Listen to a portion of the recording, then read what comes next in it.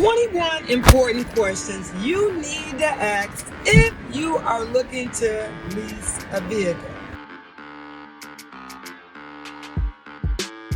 Too many people come into the dealership and say, you know what, I want to lease a car. But they don't think about the important questions to ask.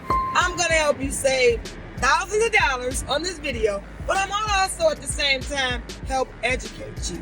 Yes, I got my paper because I wanted to flow off boom, boom, boom, boom, boom versus boom, boom, boom. So number one, how often do I want a new car?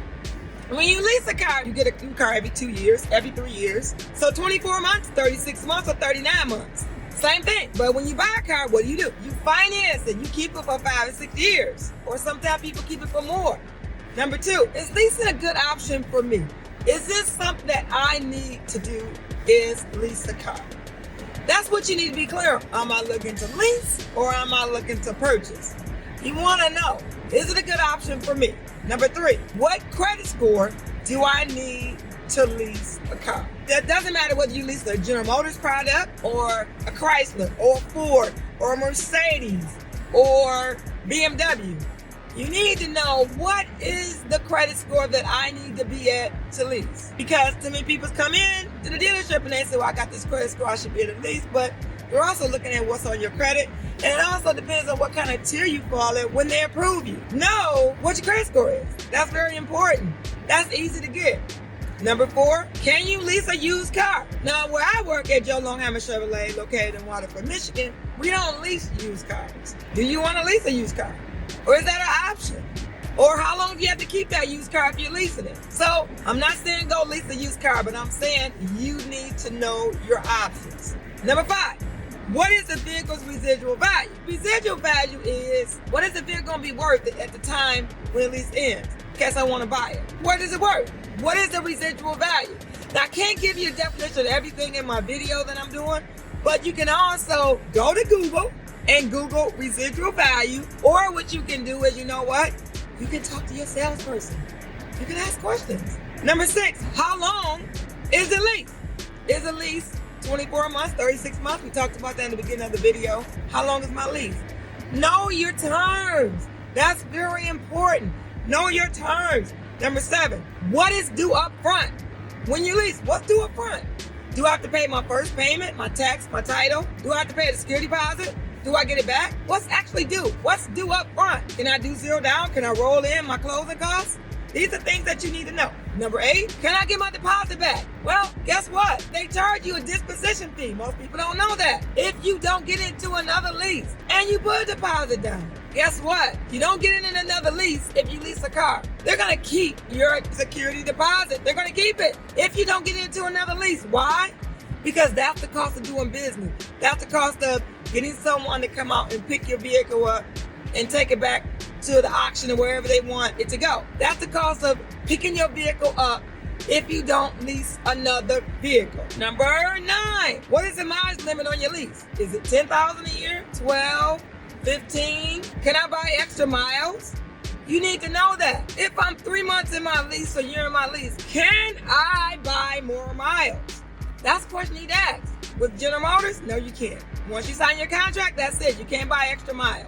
Number 10, what is excess mileage charges? If you go over the miles, what are you going to be charged per mile? This is key. What are you going to be charged per mile? Number 11, what is the money factor? You need to know that. Again, I can't give you a definition of everything in this video, but you can go to Google, or when you lease your next car, you know what you can do? You can ask the salesperson. Number 12, what are the lease fees? What are the fees? What are all my lease fees that I'm being charged? You need to know that. What are the lease specials? Well, you know what? These are one of the questions I would be asking from the beginning. Number 13 probably would be number one. What are the lease specials? You know, if you don't ask, they might not tell. That salesperson might not tell. Number 14, can I do a zero down lease? Can you do zero down? That's one thing what you want to be asking up front too. Number 15, what are my maintenance responsibilities?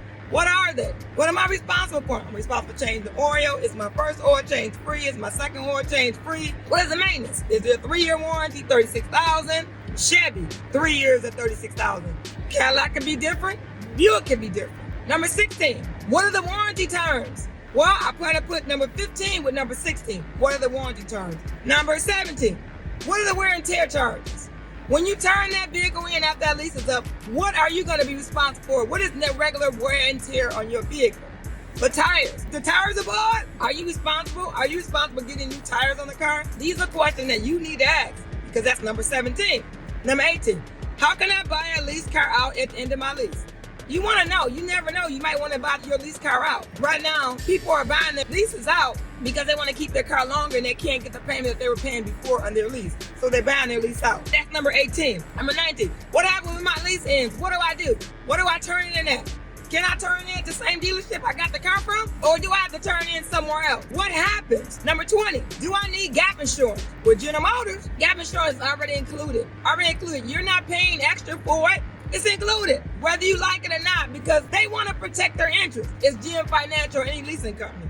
Number 21, can I return my leased vehicle to a different dealership? We talked about that. 19 or 20, can I turn it somewhere else? These are things that you need to be asking. Can I turn my leased vehicle in somewhere else? What are my options? You need to know this. What are your options if you're looking to lease a car? What are your options? That's the main thing you need to know, right? All right, I hope this video helped you. Again, use Google or ask the salesperson when you're looking to get a lease car. All right,